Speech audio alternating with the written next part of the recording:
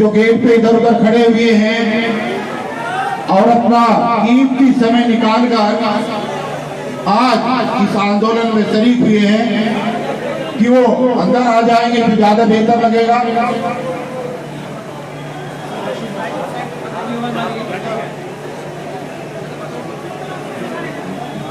सर्वे धर्म में जन्मे हुए तमाम संतों महापुरुषों को कोटि कोटि नमन करते हुए और भारतीय संविधान के निर्माता मजदूरों और महिलाओं के अधिकारों के मुक्तिदाता बाबा साहब डॉक्टर अंबेडकर जी के चरणों में मैं कोटि कोटि नमन करते हुए मंच पर आसी तमाम मेरे साथीगण, प्राचार्य साहब, भानु प्रताप साहब, बेनीवाल साहब, प्याल साहब, मजदूर संघ के तमाम साथी और इस ऑडिटोरियम में उपस्थित मेरे तमाम सम्मानित साथियों, सभी को मेरा क्रांतिकारी नमस्कार नमस्कार नमस्कार। सर्वप्रथम लाइनमैन हेल्पर एसोसिएशन की जो कार्यकारिणी है, राजेश तिवारी, विमल अरोड़ा, राजेश राठी और राकेश सैनी और उनकी तमाम टीम, मैं दिल की गहराई से उनका शुक्रिया अदा करता हूं कि उन्होंने ये आज प्रोग्राम बहुत अच्छी तरीके से, आप लोगों ने, एमएमजी के तमाम साथियों ने आज और पिछले 1 जुलाई से एक ऐसा कीर्तिमान स्थापित किया है कि अपने अधिकारों की लड़ाई के लिए एक मिसाल पैदा की है दिल्ली के अंदर। आज हम यहां पर यह करने के लिए आए हैं कि 1 जुलाई से शुरू हुए इस आंदोलन में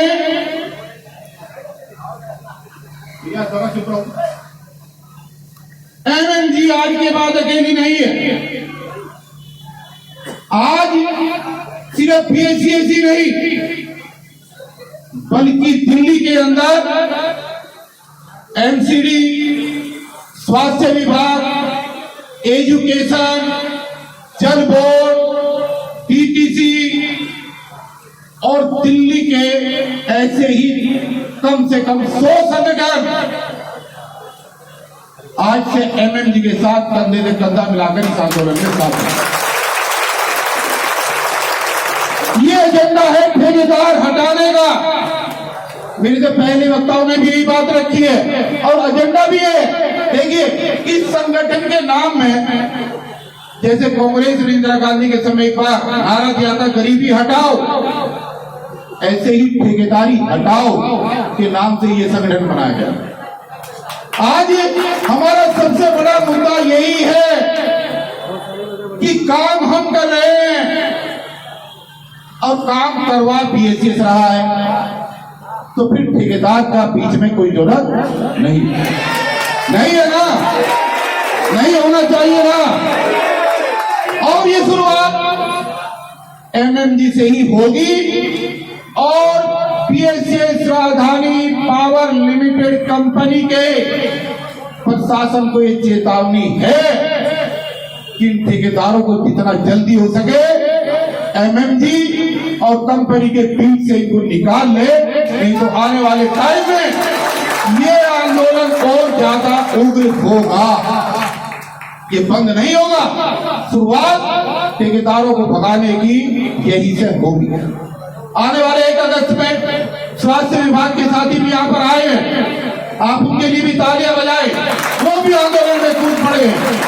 कटक डूमा में हेडगेवार हॉस्पिटल जो मुख्यालय है उसके गेट पे निश्चितकालीन धरना सुबह 10 बजे से शुरू होगा और वहां पर जो चौकीदार हैं और जो नर्सिंग अर्जली है वो सारे के सारे उनको 4 महीने से तनख्वाह नहीं मिल रही है, वो भी आंदोलन में कूद पड़े और आज आपका सहयोग करने के लिए आपके बीच में उनके प्रतिनिधि आए हुए।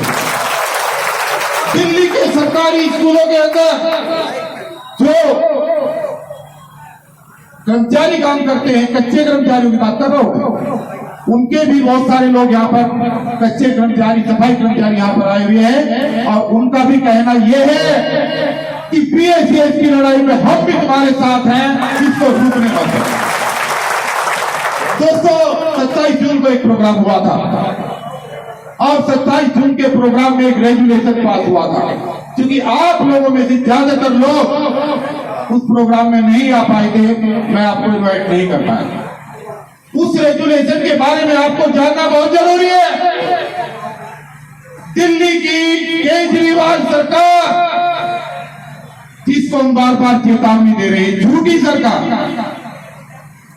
जिस सरकार ने ये वादा किया था कि कांग्रेस भ्रष्ट है, शीला दीक्षित भ्रष्ट है, अनिल अंबानी भ्रष्ट है, टाटा भ्रष्ट है और मुझे लेकर के आओ तो मैं बिजली की सूरत बदल दूंगा, ये कहा था उसने।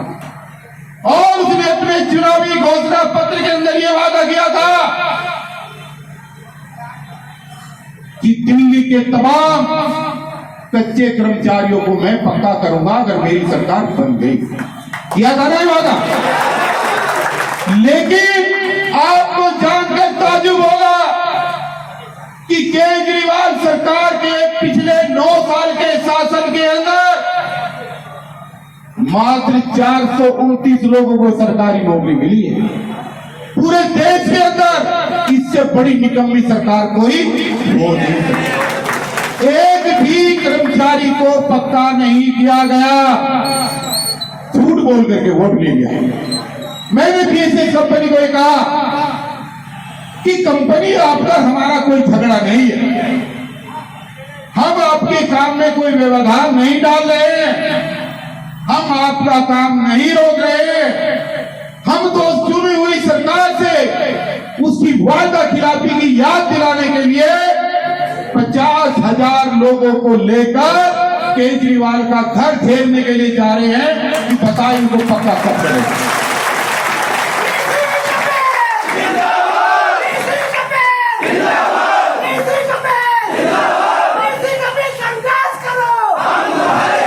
और आप समझ लीजिएगा जिन 100 संगठनों की मैं बात कर रहा हूं, ये महत्वपूर्ण पॉइंट है, जिन 100 संगठनों की मैं बात कर रहा हूं उनके बीच में एक सहमति बनी है। सहमति है कि वो सारे सरकारी विभाग है। हमारा विभाग क्या है? प्राइवेट है। बैंक तो प्राइवेट है ना। हमारे बीच से ठेकेदार निकल जाए और हम कंपनी के रोल पे आ जाए, यही हमारा पक्का होना है।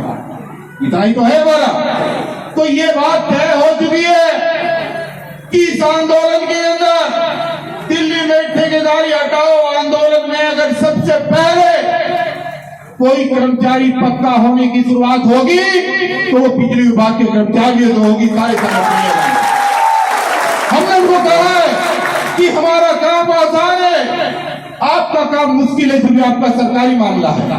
हमारे यहाँ तो बहुत सस्ता सा काम है कि ठेकेदार भागा और हमारा काम हुआ। अब ये शुरुआत एमएमजी से अब हो चुकी है, ये बहुत ही महत्वपूर्ण है। तो जितने लोग उस मीटिंग में नहीं थे, आप सब लोगों से मेरी गुजारिश है कि 27 सितंबर को हम लोग बड़ी से बड़ी तादाद के अंदर केजरीवाल जी के घर का घेराव करने के लिए चलेंगे। क्या आप मेरे साथ चलेंगे? बहुत बहुत धन्यवाद। मजदूर एकता, मजदूर एकता, मजदूर एकता, अपना हक, अपना हक, अपना हक। एक साथी ने कहा था कि क्या हम आजाद हैं? मैं तो ये मानता हूं कि हम आजाद नहीं हैं। देश तो आजाद हो गया, देश चोरों लोगों से तो आजाद हो गया, लेकिन चोरों से आजाद नहीं। तो ये आजादी की दूसरी जंग लड़नी चाहिए या नहीं लड़नी चाहिए? अब कब लड़नी चाहिए? भाई देश आजाद हुआ था 15 अगस्त को, 15 अगस्त को हुआ था ना, और अब 15 अगस्त आने जा रहा है और जंग शुरू हो गई है। एक तरफ बीएसएफ झंडा फहराएगी नेहरू प्लेस की बिल्डिंग पर, फहराएगी ना, और दूसरी तरफ हम आजादी की दूसरी जंग का ऐलान उसी नेहरू प्लेस की बिल्डिंग से करेंगे 15 अगस्त। आप सहमत है? आएंगे नेहरू प्लेस? पक्का आएंगे? छुट्टी की परवाह किए बगैर आएंगे? ये बहुत महत्वपूर्ण पहलू है। मैंने एमएनटी के साथियों से भी ये तय किया था कि भाई क्या करना है। अब एक मुद्दे पर आ जाओ दोस्तों। देखिए, ये लड़ाई अब 20% लड़ाई सड़क की रह गई है और 80% लड़ाई कोर्ट की होगी, क्योंकि उनके पास तो पैसा है, मोटा पैसा है। वो हमें कोर्ट कचहरी में उलझाने की कोशिश कर रहे हैं। वो कोर्ट में गए और उन्होंने कोर्ट में ये कहा कि डीसी कपिल को बैन कर दीजिए, ये व्हाट्सएप मैसेज नहीं डालेगा, और डीसी कपिल को बैन कर दीजिए, ये वीडियो नहीं डालेगा। और एस्मा लगा हुआ है, एस्मा के लगे होते हुए कोई आंदोलन नहीं होगा, कोई मीटिंग नहीं होगी, बड़ी अजीब स्थिति होगी। लेकिन मैं धन्यवाद करना चाहूंगा माननीय हाई कोर्ट का, और मैं शुक्रगुजार हूं, धन्यवादी हूं महमूद प्राजा साहब जो हमारे बीच में हैं, और भानु प्रताप सिंह की उनकी 2 दर्जन टीम जो वकीलों की गलत मानसिकता के साथ वहां आई थी आपका आंदोलन बंद करने के लिए, पतली गली से भागे, पतली गली से आपकी जीत हुई उसमें। और दोस्तों, इस बात को ध्यान रखें, हमने हाई कोर्ट के सामने कुछ कमिटमेंट की कि जाना आपके लिए जरूरी है। पहली कमिटमेंट ये है कि हम फैसला का पालन करेंगे, ठीक है। दूसरा, हम कानून के दायरे में रहकर, संविधान की दायरे में रहकर के काम करेंगे। तीसरा, हम जो भी मीटिंग करेंगे वो पुलिस को सूचना दे करके करेंगे। चौथा, हम जो भी मीटिंग करेंगे, ये महत्वपूर्ण है, हम ऑफिस के समय के बाद करेंगे। आज इसीलिए 5:15 ठीक है। और एक सबसे महत्वपूर्ण अंडरटेकिंग हमने दी है अपने वकीलों के बात पर, जो हमने हाईकोर्ट में दी है, वो ये की है कि चाहे कुछ भी हो जाए, पर हम दिल्ली की सम्मानित गरीब जनता की बिजली कभी नहीं काटेंगे, नहीं काटेंगे, क्योंकि डरा हुआ है हाईकोर्ट। हमने ऐलान कर दिया था कि हम हड़ताल पर जाएंगे, लेकिन अब लेकिन की बात सुन लीजिएगा। 11 जुलाई को हाई कोर्ट ने ये ऑर्डर दिया है, ऑर्डर की कॉपी हमारे पास है, कि ड्यूटी के बाद आप अपनी मीटिंग पीएचएस के दफ्तर के अंदर कर सकते हैं, कोई आपको रोके।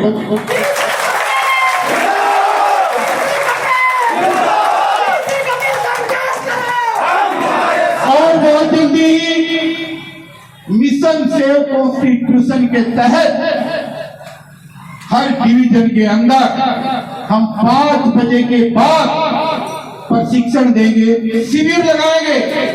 उस शिविर के 2 पॉइंट होंगे। पहला पॉइंट होगा कि आपको संविधान के बारे में, अपने अधिकारों के बारे में बताया, आपको जागरूक किया। और दूसरा पॉइंट होगा कि जो हैसमा लगाया है, ये जो हैसमा का भूत है ना, भूत, इसके बारे में आपको बताया जाएगा कि ये हैसमा जितना खतरनाक हमारे लिए है, उससे कहीं ज्यादा खतरनाक बीएसएस बिजली कंपनी के लिए है, ये आपको बताया जाएगा। हैसमा के दौरान किसी भी कर्मचारी को बीएसएस कंपनी ना तो ट्रांसफर कर सकती है और ना नौकरी से निकाल सकती है। ये है हैसमा, ये हम लागू कराएंगे।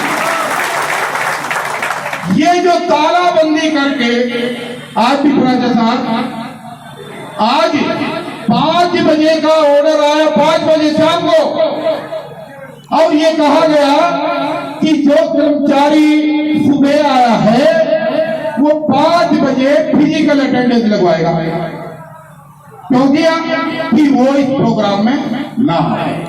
यही था ना कारण, इतने एमआरपीडी मेरे साथी सुन रहे, यही हुआ। लेकिन मैंने दिन में ही वीडियो डाली कि आप चिंता ना करें, आप 5 बजे तक अपने कार्यालय में रहे, आप अपनी हाजिरी दें, आप हाईकोर्ट को मौका ना दें और उसके बाद प्रोग्राम में आए। मैं दिल से धन्यवाद करता हूं कि आप 5 बजे की साथ ड्यूटी खत्म करके यहाँ पर सबके सब लोग यहाँ पर आए हैं। कानून की काम कानून से होगी। जब भी आपको कोई रोके सिर्फ 3 सवाल कर देना, सिर्फ 3। पहला ये कि पहले तो ये बताओ हम आपके हैं कौन? हम आपके कर्मचारी हैं या हम बीएसएस के कर्मचारी हैं या हम दिल्ली सरकार के कर्मचारी हैं? अभी तो यही नहीं बताने को वो तैयार है, लेकिन हाई कोर्ट में इसका खुलासा अगले 2 महीने के अंदर होगा। कोई ये मानने को तैयार नहीं है। एजेंसी साइन करके देती है लेटर, लेकिन डायरेक्शन होती है बीएसएस की। यही हो रहा ना, एजेंसी का कोई लेना देना नहीं है।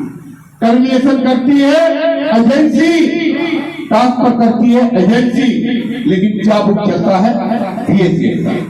बीएसएस बचने की फिराक में है, लेकिन किसी भी सूरत में इस बार बीएसएस को चालकता के साथ बचने नहीं दिया जाएगा। बताना पड़ेगा। भाई बताओ कि ये संविदा कर्मचारी किसका है? अगर ये संविदा कर्मचारी बीएसएस का है तो फिर इसको 240 दिन के बाद पक्का क्यों नहीं किया? और अगर 240 दिन के बाद इसको पक्का नहीं किया तो फिर समान कार्य का समान वेतन लागू क्यों नहीं हुआ? तीसरा, अगर ये बीएसएस का कर्मचारी है तो हमें एक सर्टिफिकेट चाहिए कि 60 साल की उम्र से पहले कोई भी आदमी रिटायर नहीं होगा। ये सुरक्षा चाहिए हमें, और हमारे से लिखवा दो। मुंडका के साथी कल मेरी बात हुई, वहां पर एक अंडरटेकिंग दी गई कि हमें ये लिख करके दो कि डीसी कपिल से हमारा कोई रिश्ता नहीं है। भाई ठीक है, लिख दो, क्या फर्क पड़ रहा? लेकिन ये भी तो लिख करके दो कि सुप्रीम कोर्ट का ऑर्डर कब लागू होगा। ये भी तो लिख करके देना पड़ेगा, नहीं देना पड़ेगा? अपनी तरफ से कुछ करने के लिए तैयार नहीं है और हमारी तरफ से वो सब कुछ लिखवाने की बात कर रहे हैं। ये बात अब नहीं चलेगी। हमारे पास मजबूत लीगल टीम है, हमारे पास मजबूत लाठी वाले लड़के हैं और अब हम कभी भी पीछे नहीं हटेंगे। डट करके मुकाबला करेंगे, चाहे मरना पड़े और चाहे किसी का सिर तोड़ना पड़े। तो दोस्तों, ये कई सारी चीजें थी जो आपको बतानी जरूरी थी। देखिए, मैं बात कर रहा हूं एसएलए की। बहुत सारे लोग एसएलए पर हैं। एसएलए की टर्म्स एंड कंडीशन ये होती है कि आपको अपना काम टारगेट पे हिसाब करना है। बिल बांटने वाला आदमी 6 बजे से बिल बांटना शुरू कर देता है। वो तो इंतजार करता कि 9 बजे तक मुझे बिल बांटना है। रीडिंग लेने वाले बहुत सारे साथी नजरगढ़ जाफरपुर का जितना भी स्टाफ है, सब 6 बजे रीडिंग लेने निकल जाते। वो तो नहीं कहते कि हम 9 बजे तक इंतजार करेंगे।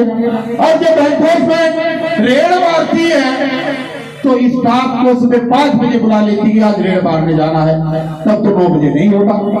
तो जिन लोगों की ड्यूटी एसएलए के अंदर आती है उनसे ये सवाल पूछा जाएगा।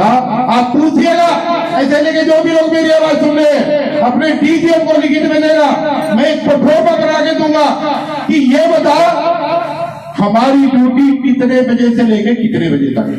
नंबर 1, हमारा साप्ताहिक अवकाश कब है, और अगर होली डे वाले दिन हमारे से साइकिल पैक कराई जाएगी तो उसका हमें क्या मेहनताना मिलेगा, ये लिख कर। जब इनको आप सवाल करना शुरू करोगे तभी जाकर के ये सीधे हो पाएगा। तो आज की इस मीटिंग में तमाम साथी 2 रेजुलेशन पास हुए हैं, एक वहां का एक यहाँ का। एक मैंने अपील की थी हर प्रोग्राम में, देखिए सारे साथी हैं। अभी सुभाष जी ने भाषण दिया, बहुत क्रांतिकारी भाषण दिया।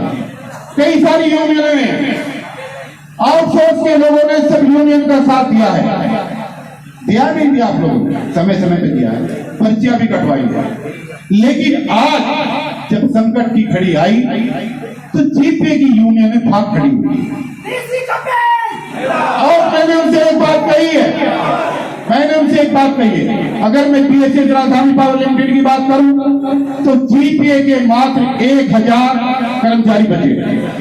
उन 1000 कर्मचारियों में 500 कर्मचारी हैं और 500 अधिकारी हैं, तो 500 ही लगे ना। अब वो 500 भी 5 जगह बटे हुए हैं, तो एक यूनियन के हिस्से में कितने आ गए? 50 या 100। क्या करोगे भाई उनको लेकर के? इसलिए मैंने उनसे अपील की है, आज फिर मंच के माध्यम से उनसे अपील कर रहा हूं कि अगर आपको अपना काम कराना है, अगर आपको अपने रुके हुए काम कराने हैं, हम आपके भी कामों की बात करेंगे, हम 4+2 की बात करेंगे, हम आपकी सीआर खराब है उसकी बात करेंगे, आपके जो एलटीसी का मामला है उसकी भी बात करेंगे, आपके कन्वेंस की भी बात, ये सारी चीजें वो जो दिलाई में हम फिर दिलाएंगे। अगर आप सहयोग ना भी कर सको जीपीए के भाइयों, तो आउटसोर्स के रास्ते में आने का काम मत करना, नहीं तो जड़ से मिटा दिया। ये आउटसोर्स की लड़ाई किसी भी सूरत में रुकेगी नहीं। आज जो हालात है सब लोगों को मिलकर के चलने का है। एनसीडी के साथ ही पूरी की पूरी एनसीडी के साथ ही हमारे साथ है। एक बहुत बड़े आंदोलन का रूपरेखा धीरे धीरे बनती जा रही है। हम अकेले अपने डिपार्टमेंट के बलबूते पे सरकार को नहीं झुका सकते, ये तो मानते हो ना, क्योंकि कितने बड़े बड़े आदमी हैं हमारे, ये भी तुम्हें पता है। हाथ तो उनके 2 खड़े करवा लो या 3 खड़े करवा लो, पर अगले दिन पता नहीं होता कि क्या होगा। इसलिए हमें सबको साथ लेकर के चलना होगा। एकता में शक्ति है, और एक शेर बिल्कुल फिट बैठता है, तो मैं जरूर कहूंगा कि मिलकर पुकारोगे तो लौट आएगा माझी। बहुत ही जबरदस्त है, मिलकर पुकारोगे तो लौट आएगा माझी, आओ मेरी आवाज में आवाज दे। मिलकर पुकारोगे तो लौट आएगा माझी, आओ मेरी आवाज में आवाज मिला दो। ये खामोश मिजाजी, मैं आपको कह रहा हूं, पीछे वाले जो खड़े हैं जो कानों में बात कर रहे हैं, ये खामोश मिजाजी आपको जीने नहीं देगी। ये खामोश मिजाजी आपको जीने नहीं देगी। अगर इज्जत से जीना है तो कोहराम मचा दो, कोहराम मचा दो।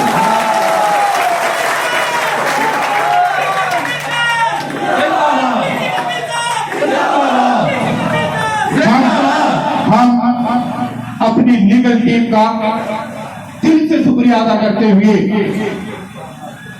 और उनके दिशा निर्देशों का पालन करते हुए मैं आप सब लोगों से अपील कर रहा हूं कि हमारे जो दोनों अधिवक्ता हैं सुप्रीम कोर्ट के, आप उनकी बातों को गौर से सुने। और समस्याएं बहुत हैं, आती रहेगी। और जो रेजुलेशन पास हुए हैं 15 अगस्त को बीएसएस के वहां पर झंडा फहराने का और 27 सितंबर को वहां पर केजरीवाल जी को घेरने का, इनको आज से ही आप गांठ बांध लें और उनके हिसाब से आप आगे बढ़े। तो मुझे ज्यादा लंबी बात ना करते हुए 1-2 नारे के साथ मैं अपनी बात को खत्म करूंगा। मजदूर एकता जिंदाबाद, जिंदाबाद। यार क्यों लीड कर रहे हो? ऐसे कह रहे हम जवान हैं, कहेंगे घंटे के जवान हैं। जिसके एक हाथ है वो एक हाथ उठाएगा, और जिसके 2 में वो दोनों उठाएंगे, और जो ना उठाए उसको पकड़ लेना, वो भी इस राज में हो सकता है। ध्यान रखना अगल बगल, सही बात है। मजदूर एकता जिंदाबाद, मजदूर एकता जिंदाबाद, मजदूर एकता जिंदाबाद,